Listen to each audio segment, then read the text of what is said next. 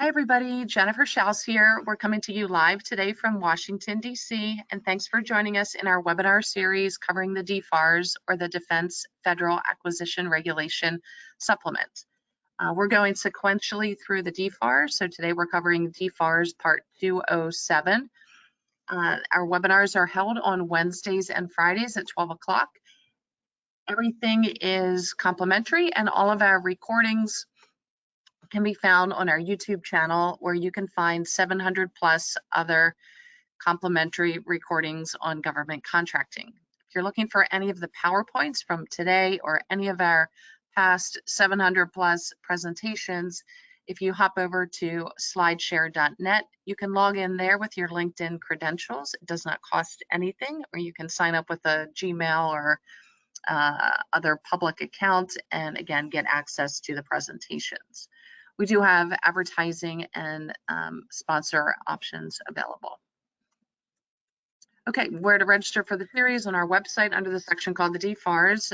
You'll find on the left-hand side that we've got our recordings from when we covered the DFARS back in 2021.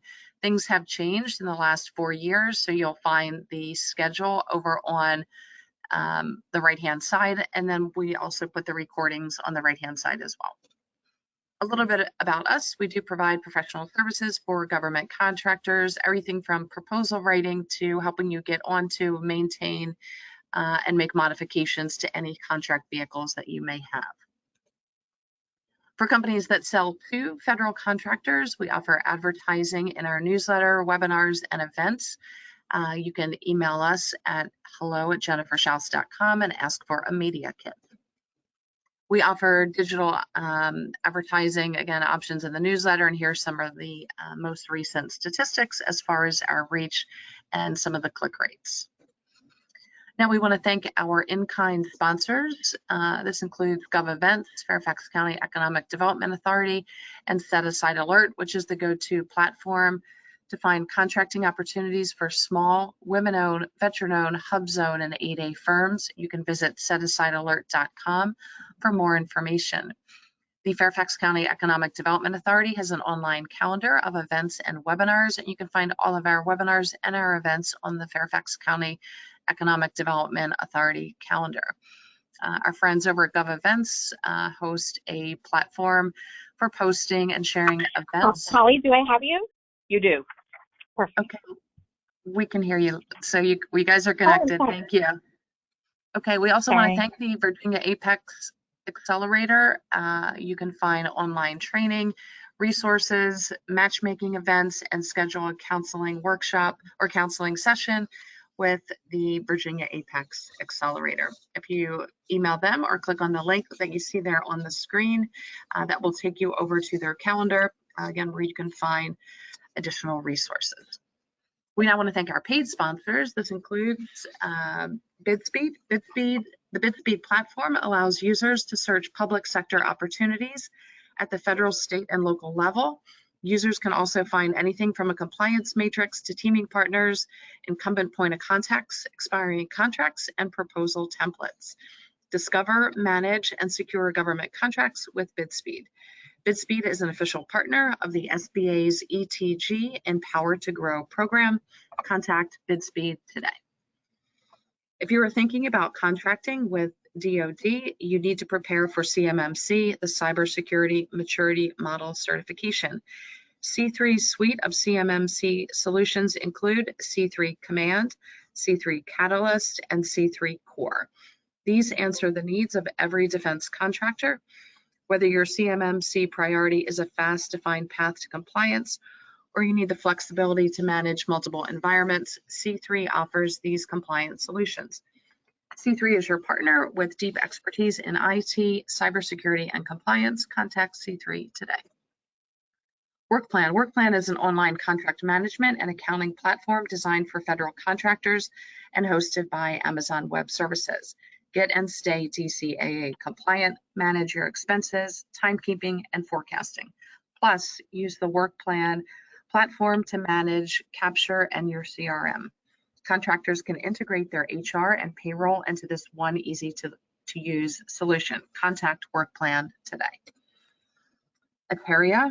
Ateria specializes in Microsoft Cloud licenses and services for government and contractors. Ateria provides a business advantage for Microsoft Government Cloud licensing, managed IT administration and security, as well as data intelligence services and solutions. They implement secure, compliant, and scalable solutions to enhance operations, reduce risk, and uncover opportunities. Contact Ateria for expert IT assistance. Gov White Papers. Gov White Papers is the central hub for government and supporting industry to find and post the latest content geared towards solving the challenges facing the public sector.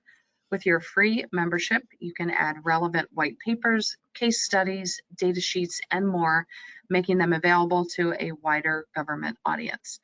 Have the expertise but not the content? Gov White Papers can create materials to meet your specific needs. Join for free today at govwhitepapers.com. Okay, the reason that we are here today is to cover the DFARS Part 207. I've got two separate slides for our next speakers that has their contact information. It will be repeated at the end of the presentation. So if you do have questions for our speakers, we do not take any live Q&A. You can contact them directly about the DFARS Part 207. And so we want to thank Holly Roth and Angela Jimenez for being with us today. And again, we've got two separate slides for them. So here's Holly's information and Angela's. And ladies, just let me know when you're ready for your next slide and I'll advance for you. Hi, this is Angela, and we're ready for the next slide.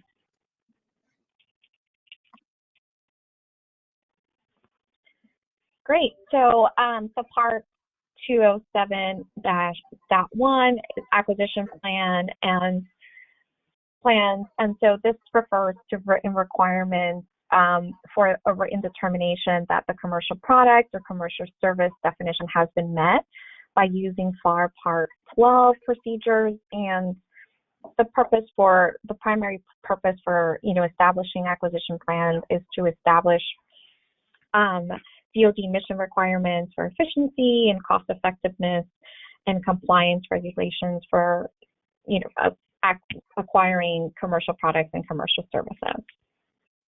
You can go to the next slide. And so specifically FAR 212.102A3 provides that these commercial products or commercial service determinations must be made by the contracting officer. And the contracting officer reviews the procedures in FAR Part 12 to sort of understand whether the acquisition meets the definition of a commercial product or a commercial service in accordance with that FAR provision. And that determination by the contracting officer must be written and must be placed in the contract file. You can go to the next slide.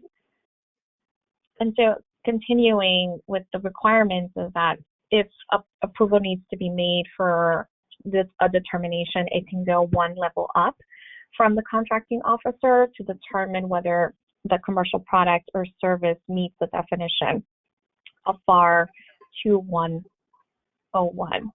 And so some of the determination and guidance is to document this and to make sure that any plan acquisition is classified as a commercial product or service. And that determination must be made by the contracting officer. You can go to the next slide. And so as part of documenting this determination, it provides that the contracting officer must also make the determination on market research and the rationale for supporting whether the item is commercial or not, and also include this in the contract file. And so also another item that needs to be made, in order to make this determination is whether the type of item that is involved is whether it's normally used by the general public or by non-governmental entities, and whether there is any modifications that were made for this item in the marketplace. And so part of this determination is whether there's modifications to the item and whether it could be sold to the government or the public. And so a lot of these things primarily is to see whether it has any market pricing or whether there's additional diligence that needs to be made in order to determine whether the item can qualify as a commercial service or product. Next slide. And so still continuing on this is that the contracting officer must also provide information on whether the part number, any national stock number, or both relating to the commercial item determination or the decision in order to see whether it meets the definition under FAR 2101. And this determination is placed in the contract file. Next slide.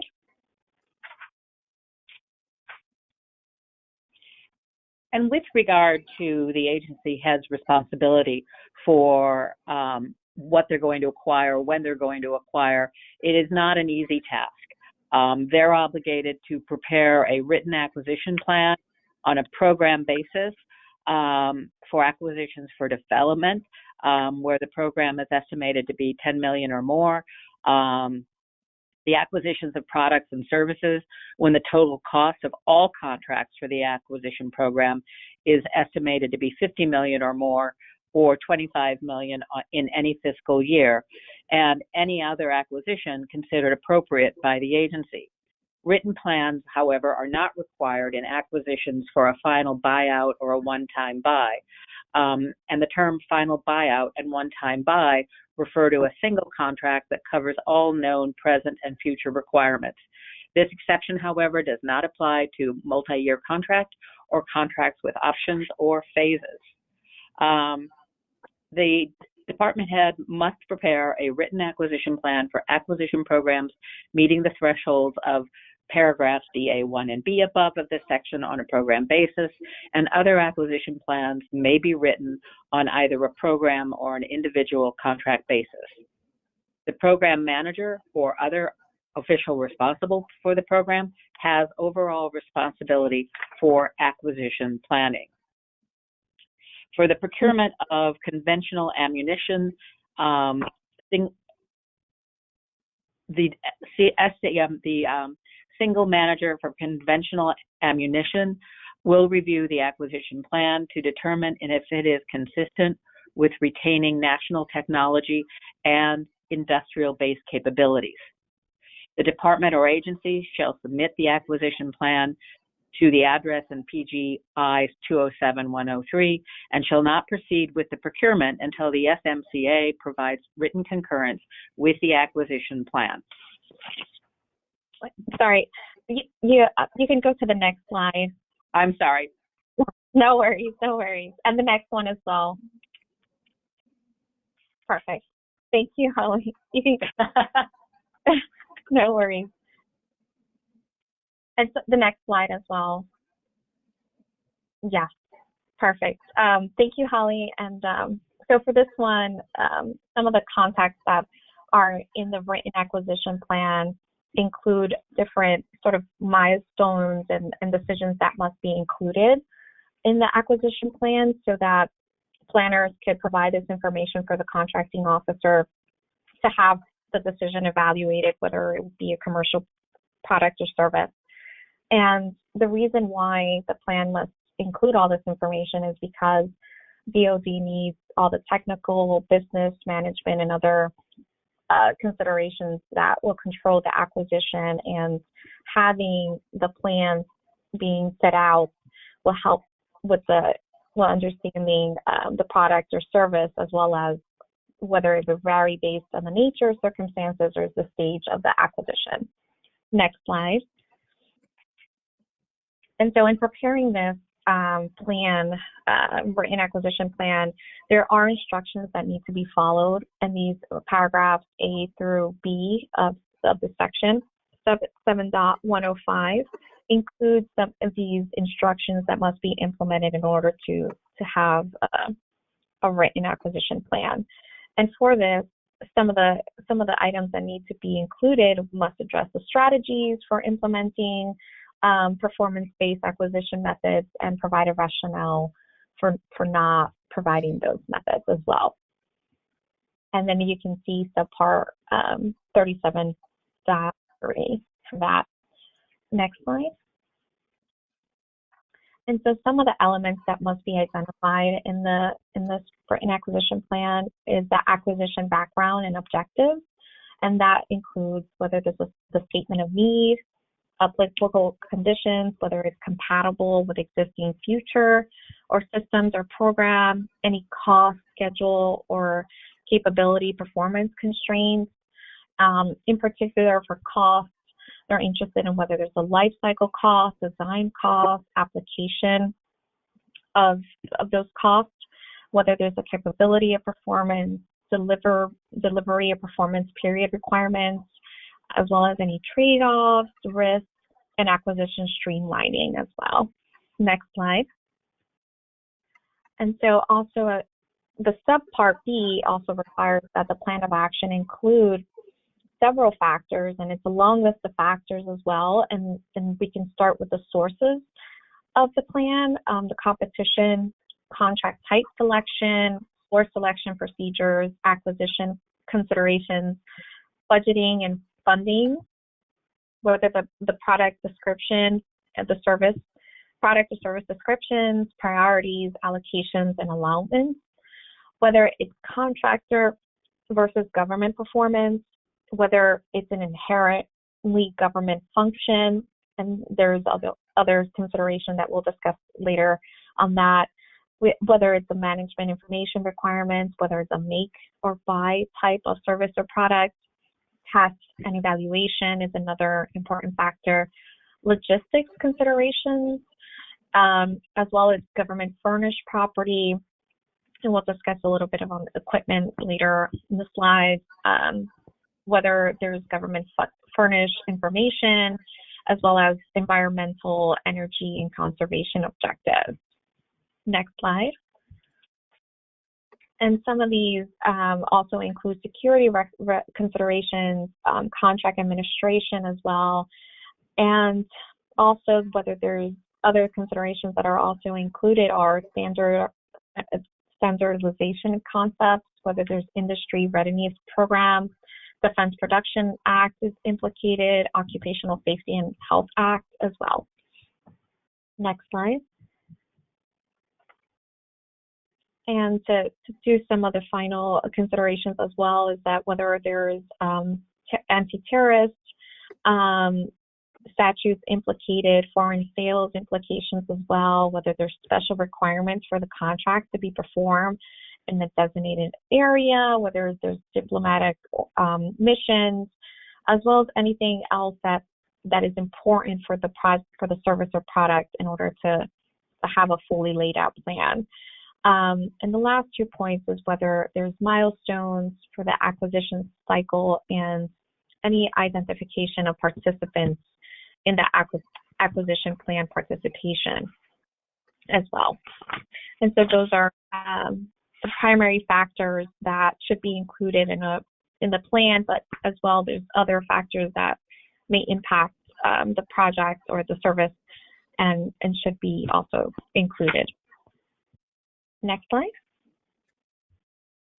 So the DFARS also set out additional requirements for major systems, and a contracting officer is prohibited by 10 U.S.C. 3208D1 from requiring offers for development or production of major systems that would enable the government to use technical data to competitively reprocure identical items or components of the system if the item or the component were developed exclusively at private expense, unless the contracting officer determines that the original supplier of the item or component will be unable to satisfy program schedule or delivery requirements.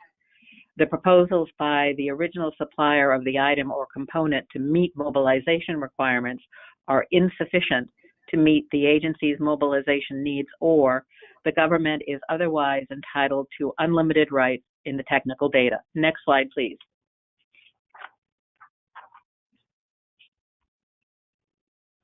It is the DoD policy to break out components of weapon systems or other major end items under certain circumstances when it is anticipated that a prime contract will be awarded without adequate price competition and the prime contractor is expected to acquire any component without adequate price competition, is when the agency shall break out that component if substantial net cost savings can be achieved and the breakout action will not jeopardize the quality, reliability, performance, or timely delivery of the end item. Next slide, please.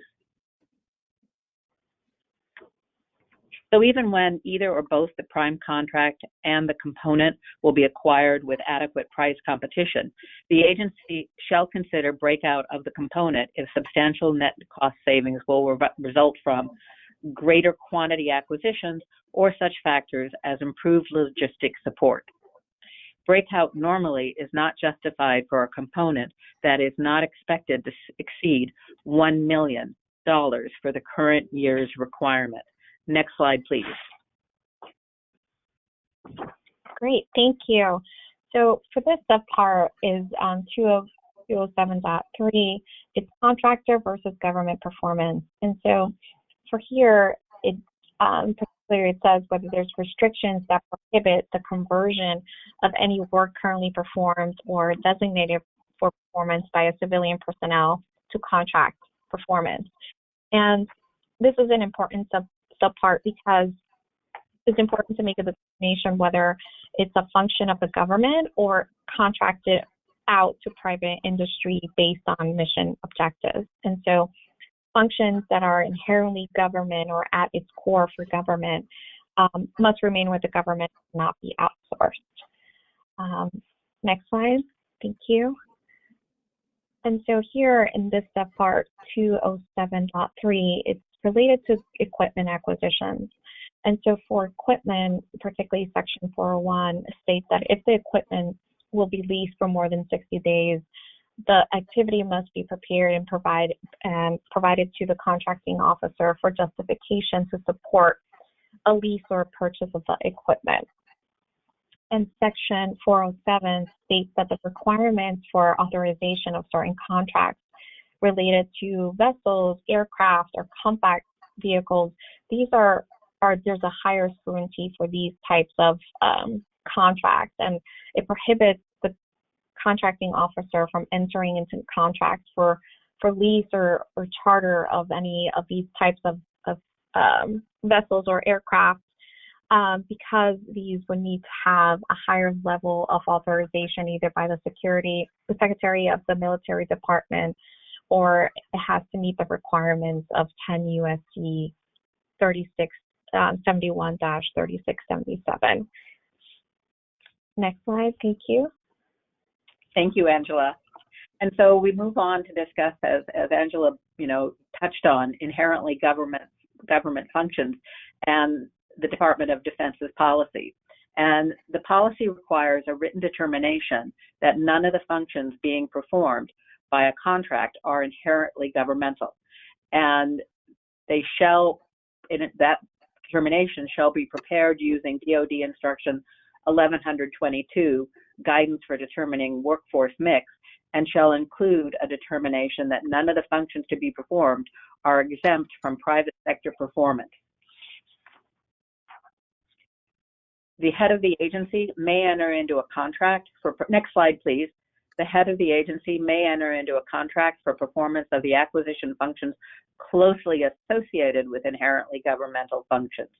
The contracting officer determines that only if the contracting officer determines that appropriate military or civilian DoD personnel cannot reasonably be made available to perform the functions, will oversee contractor performance of the contract, and will perform all inherently governmental functions associated with the functions to be performed by the contract.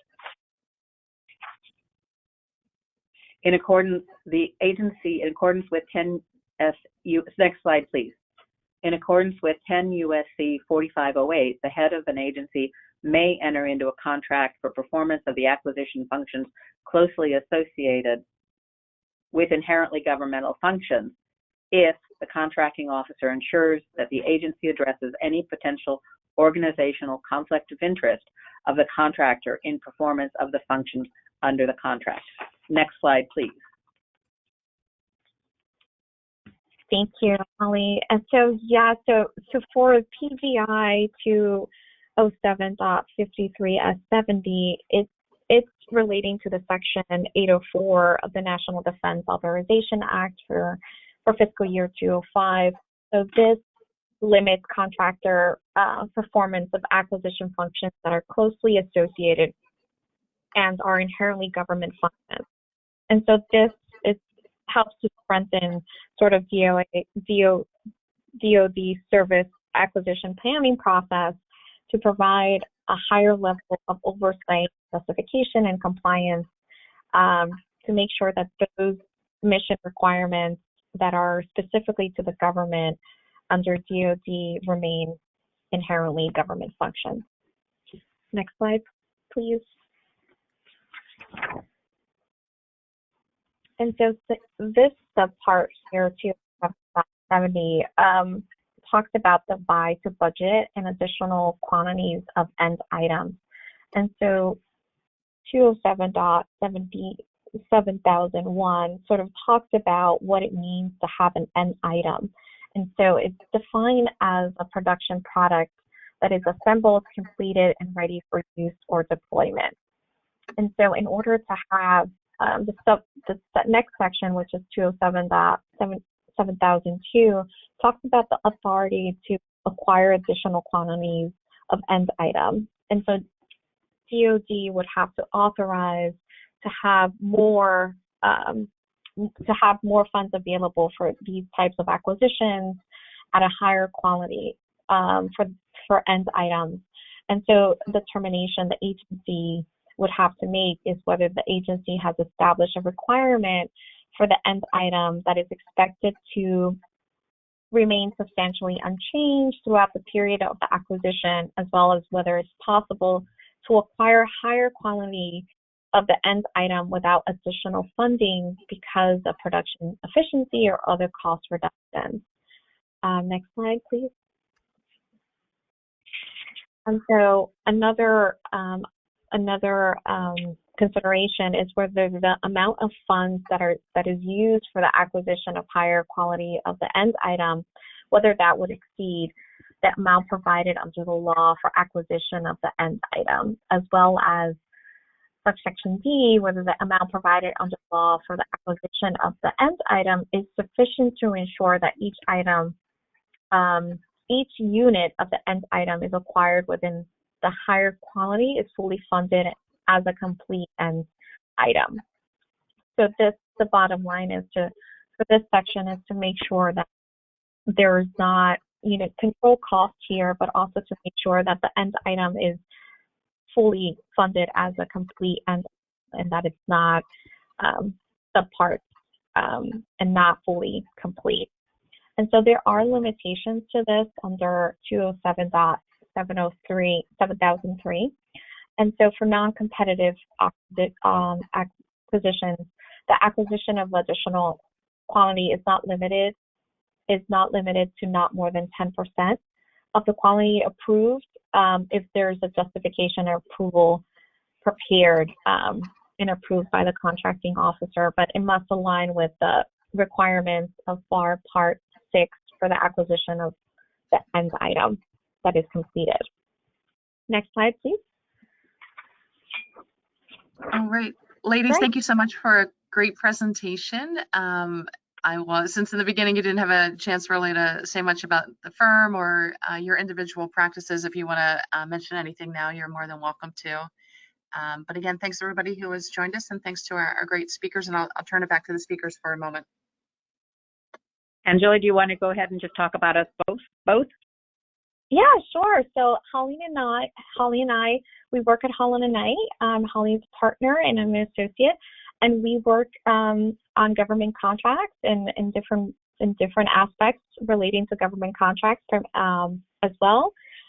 There's a lot of different subparts to government contracts, and so we work in a lot of different areas in terms of protests, investigations, grants, M&A deals relating to government contractors as well. And we have a breadth of colleagues that work in this area as well in our office. And we do a lot of work for government contractors. And this is an area we practice in and really enjoy and love to help others in their mission and work with government contractors as well. Fantastic. Thank you so much, Angela, for that. And thanks, Holly and you for presenting today. Today's session has been recorded. If you're watching the recording on YouTube, give us a like or leave a comment. We would love to hear from you. If you're listening to us live, again, you can find the PowerPoint over on slideshare.net. We'll get everything up in the next 24 hours. And again, thanks to all of our sponsors and thanks to everybody who has attended. Have a great weekend, and we'll see you next week on Wednesday and Friday when we cover Part 208 and DFARS Part 209. Thanks, Thank everyone. you. Thank you so much. Thank you, everyone.